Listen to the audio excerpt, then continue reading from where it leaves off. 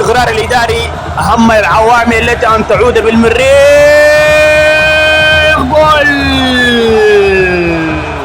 بشير بانغورا يسجل الهدف الأول للمريخ ويغلص الفارق أمام ريون سبورت هنا بالدوري الرواندي. كنت نتحدث عن الاستقرار الإداري للمريخ وعودة المريخ إلى الواجهة وعودة المريخ إلى المنافسات الإفريقية وأبرزها دوري أبطال إفريقيا في الموسم القادم، ولكن بشير بانغورا يعود مجددا ويسجل الهدف الأول للمريخ في مرمى ريون سبورت ويغلص الفارق للمريخ. هل يعود المريخ بريمونتادا جديدة كما عاد في الأسبوع قبل الماضي؟ هل يعود المريخ مجددا؟ تتلعب مريخية على خط 18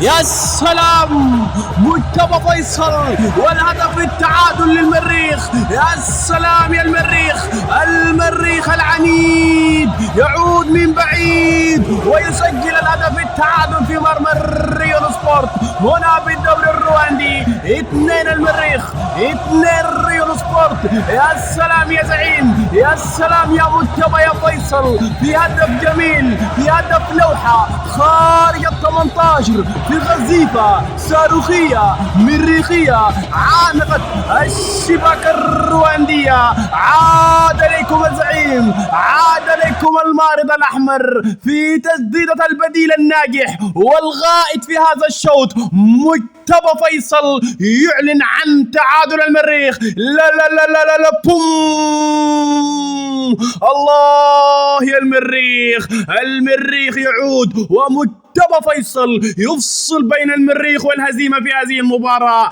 هل يعود المريخ بريمونتادا للتاريخ أم يكتفي بهذه النقطة؟ والنقطة خير من الهزيمة يا زعيم، لأنك أنت أحد كبار هذه القارة، أنت لا تحب الانكسار، أنت الصفوة يا زعيم. يعود مجتبى فيصل من بعيد. 2 المريخ بعد إن كان خاسرا في الشوط الأول. عاد بشير بانغورا يغلص الفارق ومجتبى فيصل يسجل الثاني مريخي. جول